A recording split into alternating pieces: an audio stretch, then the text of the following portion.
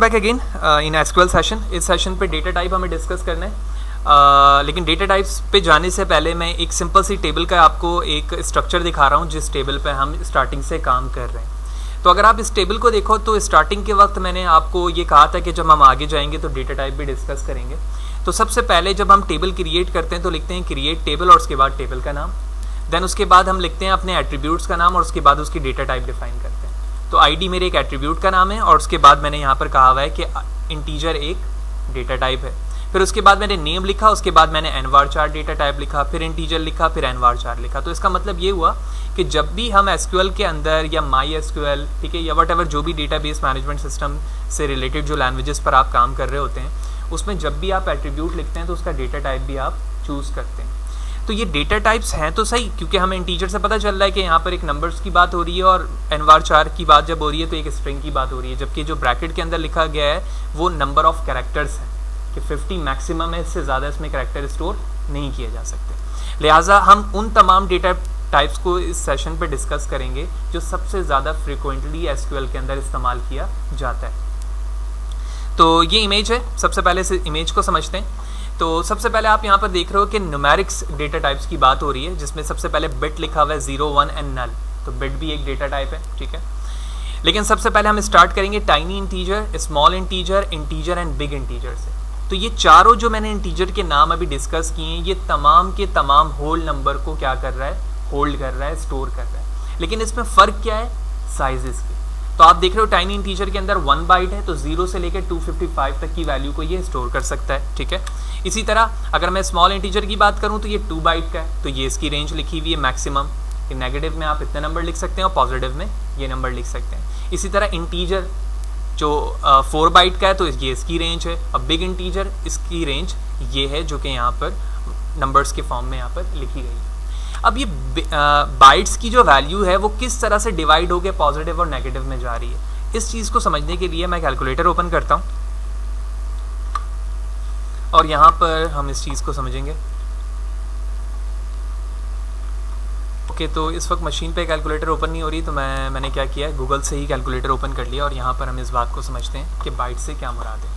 तो अगर मैं इस डेटा टाइप की बात करूं जिसमें स्मॉल इंटीजर की बात करूं तो यहाँ पर बात समझना आसान होगी। 1 बाइट का मतलब है सबसे पहले इसमें 8 बिट्स मौजूद हैं और 8 बिट्स का मतलब होता है 2 की पावर 8। तो 2 की पावर 8 का मतलब ये है कि जो 2 की पावर 8 का रिजल्ट है वो 256 है, ठीक है ना। तो 256 यानी 0 से लेकर 255 तक के नंबर्स को आप टाइनी इंटीजर के अंदर स्टोर करवा सकते हैं। जबकि अगर मैं बात करूँ 2 बाइट्स की जो कि स्मॉल इंटीजर है, 2 बाइट्स का मतलब है 16 बिट्स, तो 16 बिट्स का मतलब है 2 की पावर 16। जो रिजल्ट आएगा उसको हम 2 से डिवाइड करेंगे, हाफ वैल्यू पॉजिटिव में चले जाएगी और हाफ नेगेटिव में चली जाएगी। कैसे? तो सबसे पहले हमने 2 की पावर 16 किया तो ये इसका आउटपुट आया, ठीक है। इसके बाद हम इसे डिवाइड कर देंगे 2। तो 2 से डिवाइड करने की वजह ये है कि हाफ वैल्यू हमारी पॉजिटिव की तरफ चले जाएगी और हाफ नेगेटिव की तरफ चले जाएगी। तो इक्वल साइन करते हैं, तो 3, 2, 7, 6, 8। तो आप यहाँ पे देख रहे हैं 3, 2, 7, 6, 7। एक वैल्यू कम क्यों है? एक वैल्यू कम इसलिए है कि number always start from 0 in computer. तो कंप्यूटर के अंदर जब भी हम नंबर्स को डिस्कस करते हैं तो 0 to ऑनवर्ड करते हैं। यही वजह है कि 7, 8 की जगह यहाँ पर 7 लिखा गया है और 0 से स्टार्ट हो रहा है। तो जो रेंज पॉजिटिव की यहाँ से स्टार्ट हो रही थी वही नेगेटिव से स्टार्ट हो रही है। बिल्कुल इसी तरह से हम इंटीजर के लिए क्या करेंगे, 4 बाइट से, तो 2 की पावर 32। इसी तरह जब हम 8 पे आएंगे तो ये 64 पे चला जाएगा एंड सो ऑन। इसी तरह से इसकी कैलकुलेशन होगी और फर्दर डिवाइड होकर नंबर पॉजिटिव और नेगेटिव में डिवाइड हो जाएंगे। लिहाजा सबसे पहले हम टाइनी इंटीजर को डिस्कस करते हैं कि आसान तरीका इसका क्या हो सकता है। तो जिस तरह मैंने यहाँ पर लिखा है, अभी यहाँ पर लिखना थोड़ा सा इसको कॉम्प्लेक्स है, तो हम एक आसान सी इसकी तरकीब लेते हैं कि हम सबसे पहले ये समझते हैं कि एक वेरिएबल किस तरह से डिफाइन किया जाता है एसक्यूएल के अंदर। तो जब हम वेरिएबल डिस्कशन समझ जाएंगे तो हमें खुद ब खुद ये बात समझ में आ जाएगी कि अगर मैं वही डेटा टाइप्स यहाँ लिखूंगा तो उसकी वर्किंग परफॉर्मेंस कैसी होगी। लिहाजा इस चीज़ के लिए मैं यहाँ पर लिखता हूँ डिक्लेयर, उसके बाद मैंने वेरिएबल का नाम लिखना है, तो मैंने @ के बाद अपने वेरिएबल का नाम रखा AA, ठीक है। आप कोई भी नाम वेरिएबल का लिख सकते हैं लेकिन उससे पहले @ का साइन ज़रूर लिखेंगे। उसके बाद मैंने अपने डेटा टाइप्स का नाम रख दिया टाइनी इंटीजर। उसके बाद सेट करूंगा इसमें एक वैल्यू। तो हमने देखा है कि 0 से लेकर 255 तक की वैल्यू मैं इसमें लिख सकता हूँ। तो मैंने यहाँ पर लिख दिया 168 और उसके बाद मुझे क्या करना है, इसे डिस्प्ले करना है ना, तो इसके लिए लिखूंगा मैं सेट सेलेक्ट @AA। तो सबसे पहले एक वेरिएबल डिक्लेयर एसक्यूएल के अंदर कैसे करते हैं वो किया हमने, उसके बाद उसमें वैल्यू कैसे फीड करवाते हैं वो देखा, और उसके बाद उसे हम डिस्प्ले कैसे करवा सकते हैं वो हमने यहाँ पे लिखा है। तो ये पूरी क्वेरी एक लाइन की है जो कि मैंने ब्रेक किया है सिर्फ समझने के लिए। जूम आउट करते हैं और एग्जीक्यूट करते हैं। तो जैसे मैंने एग्जीक्यूट किया आप देख रहे हैं कि उसकी वो वैल्यू यहाँ पर डिस्प्ले हो चुकी है जो यहाँ दिख रही है। इसी तरह मैं वैल्यू चेंज कर देता हूँ 255, ठीक है, सेलेक्ट किया, एग्जीक्यूट किया, आप देख रहे हैं वैल्यू आ गई। वैल्यू चेंज करते हैं 259 करते हैं और उसके बाद सेलेक्ट करते हैं, एग्जीक्यूट किया, आप देख रहे हो यहाँ पर एरर शो हो रहा है। और क्या लिखा रहा है, arithmetic overflow error for data types tiny integer value 256, कि रेंज से जो आपकी वैल्यू है वो क्या हो रही है, आउट हो रही है, ओवरफ्लो हो रहा है। और अभी हमने देखा कि टाइनी इंटीजर का साइज क्या है, 1 बाइट है। तो जिस तरह मैंने ये चीज़ टाइनी इंटीजर के लिए किया है सिर्फ समझने के लिए, इसी तरह मैं बिग इंटीजर के लिए, स्मॉल इंटीजर के लिए एंड सिंपल इंटीजर के लिए भी काम करूँगा। तो यहाँ तक ये बात जब हमें समझ में आ गई, तो अब मैं इस वेरिएबल को कॉपी करके यहाँ पर पेस्ट कर सकता हूँ अपने आसानी के लिए, कि मैं इस बात पे श्योरिटी रखता हूँ कि इंटीजर वैल्यू जो आईडी की है वो 255 से ज़्यादा नहीं हो सकती। अगर मैं इस बात पे श्योर नहीं हूँ तो मैं कभी भी यहाँ पर टाइनी इंटीजर का इस्तेमाल नहीं करूँगा। ठीक है, ये बेसिक यूजेज है इसके। तो इसी तरह हम तमाम वेरिएबल्स को तरतीब में लाने के लिए इसे कॉपी पेस्ट करूंगा मैं मल्टीपल टाइम, और उसकी वैल्यू को चेंज करता जाऊंगा और वैल्यूज़ को डिस्कस करते जाएंगे हम। ओके, तो मैंने यहाँ पर उस पर चेंजेस कर दिए। कॉपी पेस्ट करने के बाद जो हमारा पहला स्ट्रक्चर था उसी स्ट्रक्चर को हमने बार बार पेस्ट किया, उसके बाद हमने डेटा टाइप को चेंज करके यहाँ पर वैल्यू चेंज कर दी। जैसे आप इमेज पे देख रहे हैं, हम पहले भी डिस्कस कर चुके हैं कि बाइट की वैल्यू चेंज होती जाएगी तो उसकी रेंजेस भी बढ़ती चली जाएंगी according to the data types name. तो उसके बाद हमने स्मॉल इंटीजर लिया है, ठीक है, जो कि 2 बाइट का है। उसके बाद इंटीजर लिया हमने जो कि 4 बाइट का है, और उसके बाद बिग इंटीजर लिया है जिसके साइज़ क्या है, 8 बाइट है। ठीक है, तो चारों अलग अलग साइजेस पर मुश्तमिल हैं। मैंने चारों को सेलेक्ट किया और उसके बाद एग्जीक्यूट किया।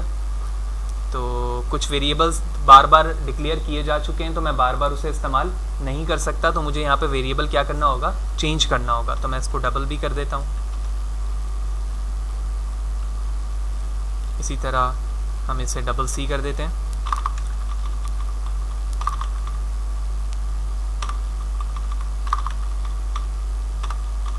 और इसी तरह हम यहाँ पर डबल डी कर देते हैं।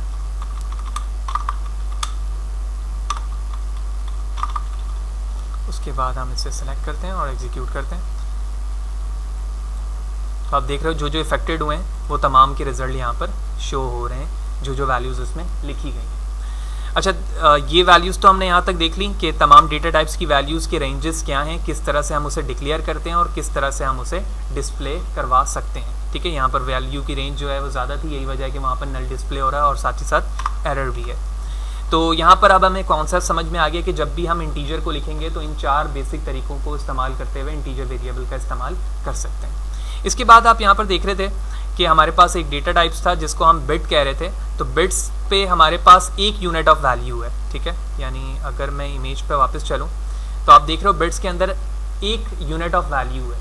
तो 1 लिख सकता हूँ, 0 लिख सकता हूँ, या फिर मैं इसमें क्या लिख सकता हूँ, नल लिख सकता हूँ। लेकिन जो टाइनी इंटीजर की रेंजेस थी इसके अंदर आप मल्टीपल वैल्यूज़ लिख पा रहे हैं। तो इसी चीज़ को समझने के लिए हमने यहाँ पर एक वेरिएबल लिया है डबल ए के नाम से, बिट डेटा टाइप का, और उसके अंदर नल वैल्यू ली है। जब हम इसे सेलेक्ट करेंगे और एग्जीक्यूट करेंगे तो आप देख रहे हैं कि उसकी नल वैल्यू यहाँ पर ईजिली डिस्प्ले हो गई है। उसके बाद डेसिमल है। डेसिमल वैल्यू की अगर आप रेंज देखें तो इस इमेज पे बताया जा रहा है कि डेसिमल पॉइंट, ठीक है, और उसके बाद प्रिसिशन वैल्यूज़ है कि आप 10 की पावर 38 प्लस 1 से लेकर 10 की पावर 38 प्लस तक इसकी रेंज पॉजिटिव और नेगेटिव पे ले जा सकते हैं, जो कि एक बहुत बड़ी वैल्यूज़ बनती। ठीक है, तो डेसिमल डेटा टाइप हम उस वक्त इस्तेमाल करते हैं जब हमें एक ह्यूज या एक बड़ी यूनिट वैल्यू की ज़रूरत होती है जो कि डेटाबेस की किसी टेबल पे इंसर्ट की जा रही होती है। लिहाजा इसके लिए हमने यहाँ पर टोटल नंबर्स ऑफ वैल्यूज़ बताएं और उसके बाद पॉइंट की वैल्यू कितने के बाद चाहिए हमने वो डिस्कस किया है। तो मैं इसको जब एग्जीक्यूट करता हूँ तो आप देख रहे हो कि टोटल नंबर्स यहाँ पर 3, 5, ठीक है, टोटल ये हो गए, और 7, 8, 9। तो पॉइंट के साथ ये तमाम वैल्यूज़ है। लेकिन उसके बाद मैंने ये बताया कि टोटल वैल्यूज़ को डिस्कस आप करेंगे, लेकिन पॉइंट के बाद कितनी वैल्यूज़ आप डिस्प्ले करोगे, सिर्फ 2। तो पॉइंट के बाद यहाँ पर कई वैल्यूज़ हैं, लेकिन यहाँ पर कितनी डिस्प्ले हो रही हैं, सिर्फ और सिर्फ 2 वैल्यूज़ डिस्प्ले हो रही हैं डेसिमल पॉइंट के साथ। आप यहाँ पर चाहें तो वैल्यूज़ को चेंज भी कर सकते हैं और साथ ही साथ नीचे भी वैल्यू को चेंज कर सकते हैं एग्जीक्यूट करवाने के लिए। उसके बाद न्यूमेरिक वैल्यू है, ठीक है। न्यूमेरिक वैल्यू भी डेसिमल के साथ ही वर्क कर रही होती है, लेकिन उसके रेंज का डिफरेंस है, ठीक है, कि उस डेसिमल का रेंज ज़्यादा है, न्यूमेरिक का रेंज कम है, ठीक है। तो वही यूनिट मैंने यहाँ पे भी लिखा है, वही यूनिट यहाँ पे भी लिखा है। अब मैं इस वेरिएबल को डिक्लेयर करता हूँ जब उसके रिस्पेक्ट से, तो इसमें भी वैल्यू हो रही है, लेकिन आप एक चेंज देख रहे हो कि न्यूमेरिक वैल्यू राउंड करके वैल्यू को डिस्प्ले कर रही है। यानी कि जब मैंने लिखा 255.129 तो उसने 12 नहीं बल्कि 12 को क्या कर दिया है, 13 कर दिया है, राउंड कर दिया है। लेकिन अगर यही वैल्यू मैं ऊपर से देख रहा हूँ 12, तो ये वैल्यू क्या कर रही है, उसको राउंड नहीं कर रही है, बल्कि एज इट इज वैसे ही प्रिंट कर रही है जिस तरह से 12 लिखा गया। ठीक है, तो ये ओवरऑल हमारा without decimal point and with decimal point numbers के हवाले से डेटा टाइप डिस्कस हो गए कि हम एक बिट को किस तरह से डिस्कस करते हैं। बिट के बाद हमने होल नंबर्स को देखा, फिर डेसिमल देखा। डेसिमल के बाद हमने अभी यहाँ पर बिट्स की वैल्यू को भी डिस्कस किया। इसके बाद दो मजीद यूनिट हैं जिसको हम कहते हैं small money and only money, ठीक है। ये भी एक होल नंबर की रिप्रेजेंटेशन है विद डेसिमल पॉइंट, लेकिन अगर आप बगौर देखें तो इसके यूनिट्स जो हैं वो चेंज हैं, ठीक है। यानी कि पहले हमने बाइट्स के फॉर्म पे डिस्कस किया था, यहाँ पर वैल्यू की रेंज का एक फॉर्म है, तो आप इसे भी प्रैक्टिकली इम्प्लीमेंट कर सकते हैं। यानी मैंने डेटा टाइप्स की जगह लिखा है स्मॉल मनी, या फिर डेटा टाइप की जगह लिखा मैंने ओनली मनी। तो जो रेंज दी हुई है यहाँ पर, अगर आप इस रेंज को देखें तो ये काफ़ी बड़ी रेंज है, ठीक है। 922 से लेकर 5808 की एक बहुत बड़ी यूनिट बन रही है। फिर इसी तरह एक ये यूनिट है जो कि काफ़ी बड़ी है। तो इस डेटा टाइप्स को भी हम अपने टेबल के अंदर इस्तेमाल करते हैं जब एक ह्यूज नंबर की वैल्यू हमें डेटाबेस के टेबल में इंसर्ट कराने की ज़रूरत होती है। इसके बाद हम करैक्टर्स की तरफ चलते हैं। Although float and date time को भी हम डिस्कस करेंगे, लेकिन पहले हम करैक्टर्स को देखते हैं। तो अगर मैं अपने डेटाबेस की टेबल की बात करूं, जो स्टार्टिंग पे हम देख रहे थे, तो एनवार 4 था। उसके बाद हमने करैक्टर्स की रेंज बताई हुई थी। तो ये स्टार्ट होता है CHAR करैक्टर से, यानी इसकी जगह मैं चाहूँ तो CHAR भी लिख सकता हूँ, ठीक है। यानी 4, फिर N4, फिर var 4, फिर Nvar 4। ये 4 डिफरेंट डेटा टाइप्स हैं। तो अगर आप इस इमेज को देखो तो उसमें सबसे पहले 4 है, फिर उसके बाद N4 है, फिर var 4 है, और उसके बाद मैंने यहाँ पे फोर्सली लिखा है Nvar 4 जो यहाँ पे मौजूद नहीं था, ऑल्दो हम इसे भी डिफरेंस पे अभी देखेंगे। तो सबसे पहले हम 4 और N4 के दरमियान डिफरेंस जानते हैं, सिर्फ 2 के। तो 4 पे आप देख रहे हो कि यहाँ पर हम 1 से लेकर 8000 कैरेक्टर्स पर मुश्तमिल कैरेक्टर्स को लिख सकते हैं। जबकि अगर मैं सेकंड की बात करूँ N4 की, तो यहाँ पर भी आप कैरेक्टर लिखेंगे, लेकिन रेंज इसकी कहाँ तक हो जाएगी, 1 से लेकर 4000 तक, ठीक है। दोनों ही कैरेक्टर्स के लिए हैं, लेकिन दोनों के रेंजेस क्या हैं, चेंज हैं। लिहाजा इन दोनों को डिस्कस करने के लिए हम यहाँ पर आते हैं, और जहाँ पर हमने डेसिमल और न्यूमेरिक देखा था, यहाँ पर हम 4 को भी डिस्कस कर लेते हैं। लिहाजा Nvar 4 से पहले मैं कॉपी करता हूँ, पेस्ट पेस्ट एंड पेस्ट, और यहाँ पर हम लिखते हैं 4,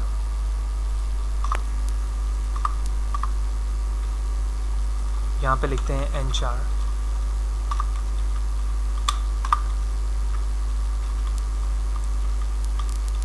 ठीक है, तो आप देख रहे हो जाहिर सी बात है दोनों के अंदर हम कैरेक्टर लिख सकते हैं। तो यहाँ पर रेंज भी बता सकते हैं, जैसे 4000 और 8000 वहाँ पे वैल्यू यूनिट लिखी हुई थी, ठीक है। मैंने अभी दोनों में सेम लिखा है, सिर्फ आउटपुट को डिस्प्ले करवाने के लिए।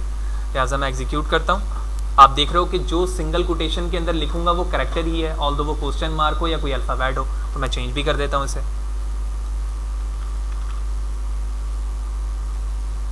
ठीक, एग्जीक्यूटेड। इसी तरह जहाँ पर 4 था उसको Nvar 4 किया, और उसके बाद इसे जब हमने एग्जीक्यूट किया तो आप देख रहे हो कि उसकी भी वैल्यू वैसे ही डिस्प्ले हो रही है। तो 4 एंड N4 के दरमियान डिफरेंस देखा।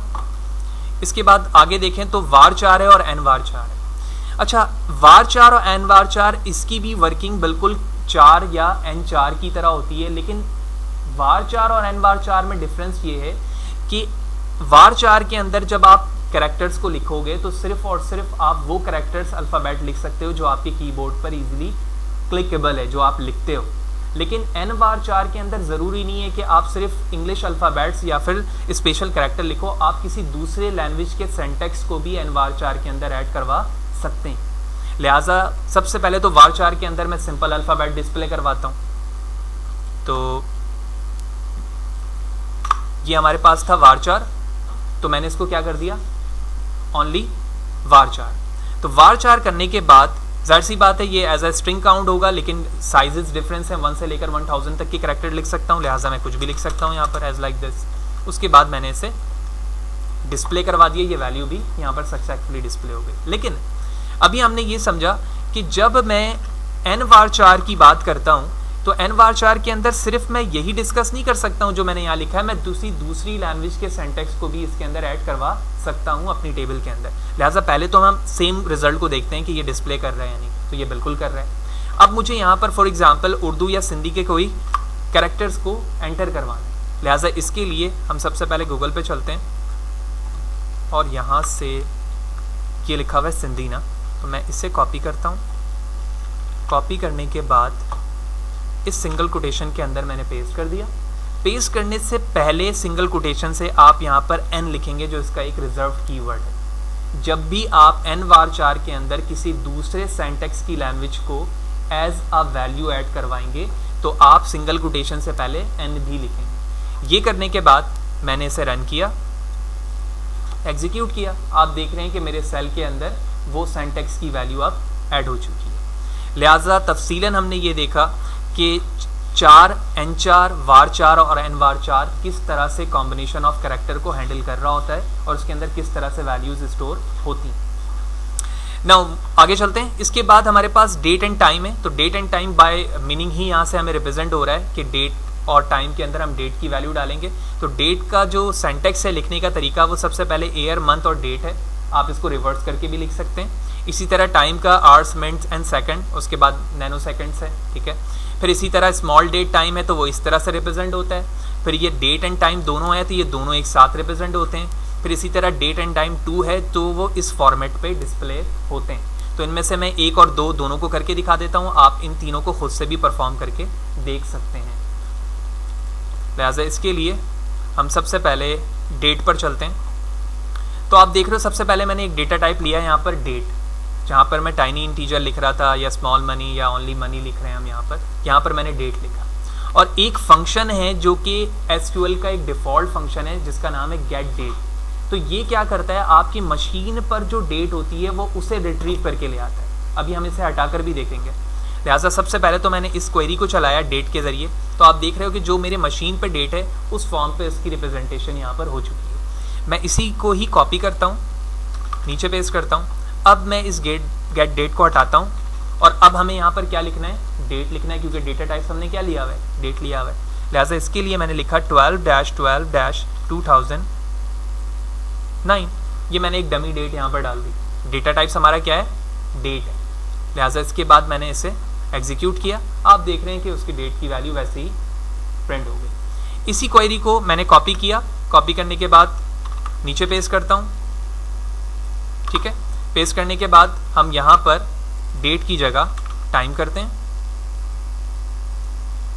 और यहाँ पर मैं लिखता हूँ फॉर एग्जांपल 12:12 ठीक है।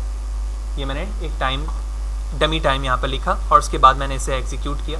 तो आप देख रहे हो ये तीनों चीज़ें तो वैसे ही आई हैं यहाँ पर, लेकिन इसने नैनो सेकंड को खुद ब खुद रिट्रीव किया कि यूज़र ने कुछ नहीं लिखा है, इसका मतलब वो क्या होगा, 0 है। और अगर यूज़र लिखेगा तो उसी फॉर्म पर वो वैल्यू वहाँ पर डिस्प्ले होगी। बिल्कुल यही फॉर्मेट आगे चलेगा जिस इमेज पर हमें दिखाई जा रही हैं चीज़ें, एंड सो ऑन। आप इसी तरह वैल्यू को चेंज करते जाएंगे और इसी फॉर्म में वैल्यू को फीड करवाते जाएंगे तो उसी फॉर्म पर वैल्यू डिस्प्ले होती जाएगी। आखिर में बारी आती है फ्लोट एंड रियल की। तो फ्लोट एंड रियल के अंदर वैल्यूज़ क्या हैं, डेसिमल पॉइंट के साथ शो होते हैं, ठीक है। आप इसे भी उसी फॉर्म पर डेटा टाइप्स के साथ यहाँ पर फ्लोट एंड डबल लिखेंगे और उसके बाद वैल्यू को प्रिंट करवाएंगे, ठीक है। हम उसे भी देखते हैं। ओके, तो फ्लोटिंग पॉइंट को अब हम समझते हैं जो कि लास्ट में है हमारे। तो फ्लोटिंग पॉइंट से मुरादी ये है कि जब भी आप कोई होल नंबर लिखेंगे तो उसके बाद पॉइंट्स पर वैल्यू आप उसके साथ डिस्प्ले करवा रहे होंगे। तो फ्लोट एंड रियल दोनों ही डेसिमल पॉइंट को एक्सेप्ट करता है, लेकिन दोनों में डिफरेंस ये है कि जो प्रिसिशन के बाद की वैल्यूज़ हैं वो दोनों में चेंज है। यानी कुछ वैल्यूज़ जो हैं वो एक ख़ास डेसिमल पॉइंट तक वैल्यू को एक्सेप्ट करती हैं, जबकि फ्लोट की जो रेंज है वो ज़्यादा है एज़ कम्पेयर टू रियल।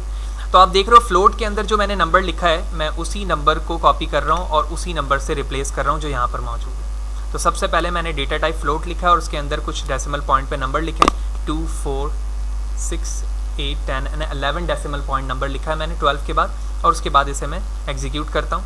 तो एज लाइक जितनी वैल्यूज़ लिखी हैं वही यहाँ पर डिस्प्ले हो रही हैं, ठीक है।